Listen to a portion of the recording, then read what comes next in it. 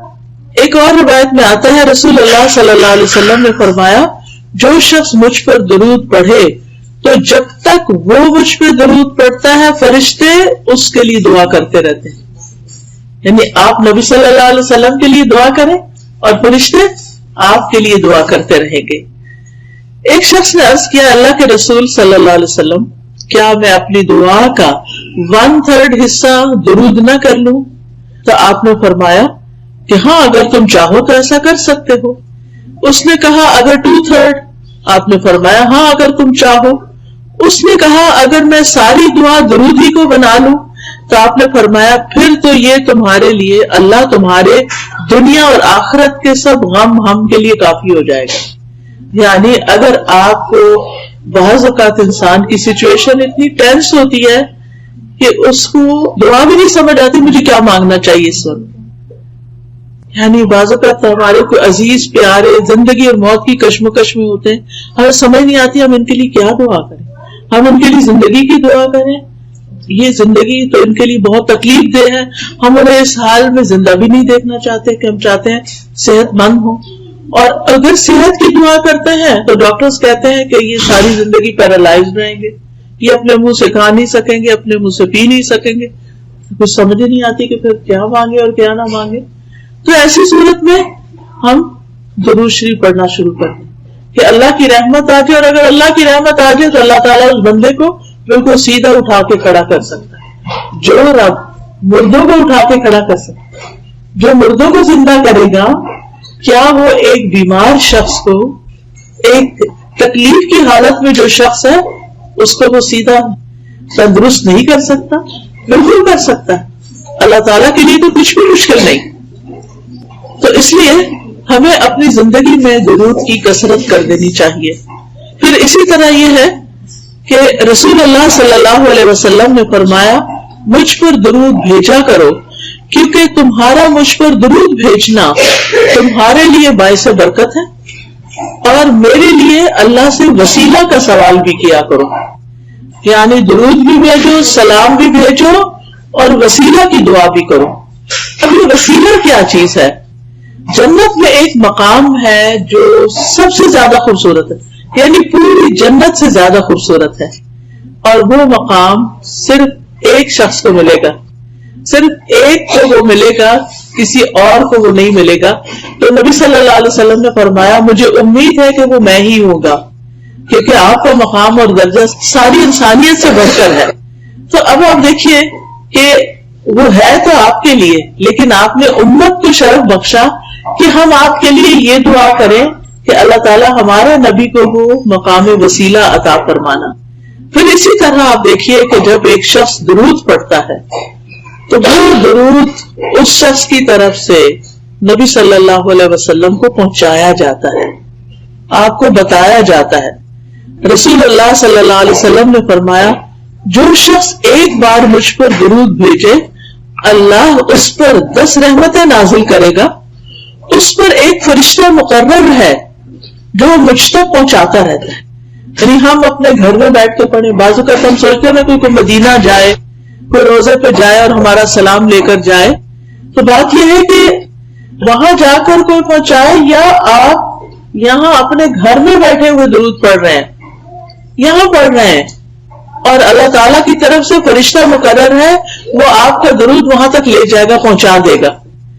یعنی بعض اوقات ہم انسانوں کی منت کرتے اور انسان کیا وہ وہاں جاتے ہیں وہ بھول ہی جاتے ہیں کہ مجھے کس کس نے کیا کہا تھا, اور ہمیں کوئی ایسا طریقہ بھی نہیں ملتا کہ ہم سے کہا گیا ہو کہ کوئی لے کے جائے اور پہنچائے. آپ جہاں پر بھی ہوں, آپ مسجد نبوی میں ہوں, آپ مدینہ میں ہوں, آپ مکہ میں ہوں, آپ سعودی عرب میں ہوں, آپ پاکستان میں ہوں, آپ کینیڈا میں ہوں, آپ کہیں پر بھی ہوں, آپ کا درود وہاں پہنچ جائے گا, اور یہ آپ کے نامہ اعمال میں بھی جمع ہوتا رہے گا. تو اس سے اچھا کیا تحفہ ہے جو ہم نبی صلی اللہ علیہ وسلم کو بھیج سکتے ہیں. یعنی اگر ہم آپ کے لیے کوئی پیسے بھیجیں یا کوئی گولڈ بھیجیں یا کوئی کھانے کی چیز بھیجیں, وہ تو نہیں آپ کو پہنچ سکتی, لیکن اگر ہم درود بھیجتے ہیں تو وہ آپ کو پہنچتا رہتا ہے, اور ہمیں طریقہ بھی بتا دیا گیا. رسول اللہ صلی اللہ علیہ وسلم نے فرمایا تم کہیں بھی ہو مجھ پر درود بھیجو کیونکہ تمہارا درود مجھ تک پہنچ جاتا ہے. ہر جگہ سے پہنچ جاتا ہے. اب جو شخص نبی صلی اللہ علیہ وسلم کے لیے درود بھیجے گا اور سلام بھیجے گا اور خاص طور پر آپ کے لیے وسیلہ کی دعا کرے گا تو قیامت کے دن اس کو نبی صلی اللہ علیہ وسلم کی سفارش حاصل ہوگی، اس کے لیے شفاعت ہوگی. رسول اللہ صلی اللہ علیہ وسلم نے فرمایا جو مجھ پر درود بھیجتا ہے یا میرے لیے وسیلہ مانگتا ہے قیامت کے دن اس کے لیے میری شفاعت ثابت ہو جائے گی، یعنی پکی ہو جائے گی کہ میں اس کے حق میں سفارش کروں. سفارش کس کو ضرورت ہوتی ہے؟ جس کے اپنے پاس پورا نہ ہو کامیابی کے لیے. یعنی اگر کوئی شخص خود لیک کرتا ہے کسی چیز میں تو پھر دوسرا اس کی سفارش کر دیتا ہے، آپ اس کو یہ جاب دے دیں، آپ اس کو یہ جگہ دے دیں، آپ اس کے لیے یہ کر دیں، تو وہ اس کے لیے آسانی ہو جاتی. تو اسی طرح جو شخص جنت میں جانے کے لیے اس کو ایک نیکی کم ہے یا تھوڑی سی ضرورت ہے تو پھر وہ نبی صلی اللہ علیہ وسلم اس کے حق میں سفارش کریں گے کہ اس کو جنت دے دی جائے کیونکہ اس نے مجھ پر درود بھیجا تھا. اسی طرح اگر کوئی شخص اپنے برے اعمال کی وجہ سے توبہ کیے بغیر دنیا سے چلا گیا اور قیامت کے دن اس کی پکڑ ہو گئی اور اس کو جہنم میں پھینک دیا گیا تو نبی صلی اللہ علیہ وسلم کو اللہ تعالیٰ حق دیں گے شفاعت کا، حق کے شفاعت، اور پھر آپ کی سفارش سے اس کو آگ سے بھی نکال لیا جائے گا. تو اس لیے ہمیں اپنی زندگی میں درود کا اہتمام کرتے رہنا چاہیے، کوئی دن ہمارا خالی نہ جائے. ویسے تو الحمدللہ جب ہم اذان سنتے ہیں تو اس کے بعد درود جو ہے وہ پڑھتے ہیں، وہ موقع ہوتا ہے درود پڑھنے کا. پھر اسی طرح نماز ہماری مکمل ہی نہیں ہوتی، نماز پوری ہی نہیں ہوتی، نماز ادا ہی نہیں ہوتی اگر ہم اس میں درود شریف نہ پڑھیں. مثلاً اگر کسی کا اتحیات پڑھتے ہوئے اتحیات پر وضو ٹوٹ گیا اور اس نے درود نہیں پڑھا تو اس کو نماز لوٹانی ہوگی کیونکہ اس کی نماز نہیں ہوئی. تو اس لیے چاہے آپ اس وقت پورا درود نہ بھی پڑھ سکیں، اللہم صلی علی نبینا محمد کہہ دیں، اللہم صلی وسلم وبارک علی نبینا محمد، اللہم صلی علی محمد وعلی آل محمد، یعنی کوئی بھی آپ اس میں سے پڑھ لیتے ہیں اور سلام جلدی سے بھیج دیتے ہیں کہ اس وقت آپ مزید کنٹینیو نہیں کر سکتے کہ آپ کا وضو ٹوٹ جائے گا، تو آپ کی نماز پوری ہو جائے گی اگر آپ نے درود شریف پر اینڈ کر دیا. تو اس سے بھی آپ اندازہ لگائیں کہ کتنا ضروری ہے. پھر آپ دیکھیے کہ جو شخص صبح کے وقت فجر کی نماز سے لے کر سورج نکلنے سے پہلے 10 دفعہ درود شریف پڑھتا ہے تو اس کے لیے بھی آپ کی شفاعت ہے. اور کتنی رحمتیں، ایک دفعہ پڑھنے پر 10 رحمتیں تو 10 دفعہ پڑھنے پر کتنی ہوں گی؟ 100 رحمتیں ہو جائیں گی. یعنی صبح اپنا دن شروع کرنے سے پہلے آپ 100 رحمتیں سمیٹ لیتے ہیں.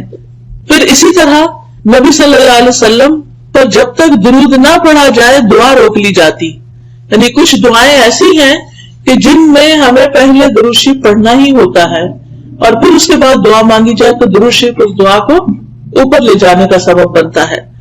پھر اسی طرح آپ صلی اللہ علیہ وسلم نے فرمایا بخیل ہے وہ شخص، سٹنجی ہے وہ شخص کہ جس کے سامنے میرا ذکر کیا جائے اور وہ مجھ پر درود نہ پڑھے. درود پڑھنا جو ہے یہ جنت میں لے جانے والا کام ہے، اور جو درود نہیں پڑھتا وہ جنت میں جانے کا راستہ کھو دیتا ہے.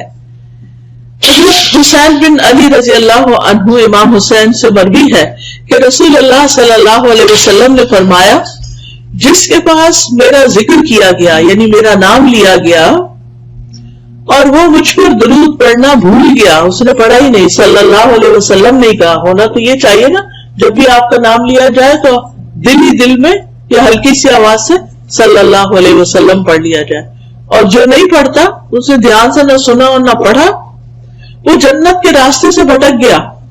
یعنی جو راستہ جنت کی طرف لے جانے والا تھا اس نے وہ چھوڑ دیا، وہ کہیں اور ہی چل پڑا. یعنی اس سے بھی اس کی امپورٹنس کا پتہ چلتا ہے.